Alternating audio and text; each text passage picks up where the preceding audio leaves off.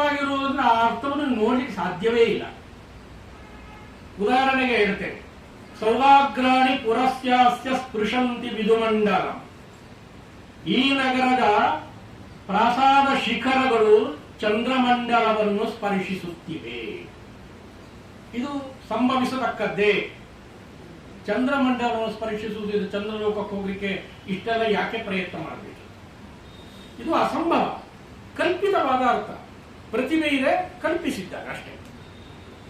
ಹಾಗೆ ಕಲ್ಪಿತವಾದ ಅರ್ಥ ಇರಬೇಕು ಎನ್ನುವುದು ಇದು ಕಾವ್ಯ. ಮುಖಂ ಚಂದ್ರ ಇವ ಸುಂದರಂ. ಮುಖಂ ಸುಂದರಂ ಎನ್ನುವುದು ಸರಿ, ಚಂದ್ರ ಇವ ಸುಂದರಂ.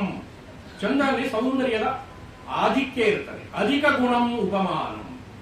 ಲಕ್ಷಣ ಹೇಳುವುದೇ ಹಾಗೆ. ಚಂದ್ರ ಉಪಮಾನ, ಮುಖ ಉಪಮೇಯ. ಮುಖವು ಚಂದ್ರನಂತೆ ಸುಂದರವಾಗಿದೆ. ಚಂದ್ರ ಉಪಮಾನವಾದ್ರಿಂದಾಗಿ ಅಧಿಕ ಸೌಂದರ್ಯ ಉಳ್ಳದ್ದು ಅಂತ.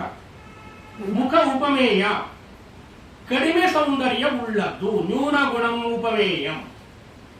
ಒಂದು ಕಡೆಯಲ್ಲಿ ಸೌಂದರ್ಯ ಎನ್ನುವ ಗುಣ ಅಧಿಕವಾಗಿದೆ, ಮತ್ತೊಂದು ಕಡೆಯಲ್ಲಿ ನ್ಯೂನವಾಗಿದೆ.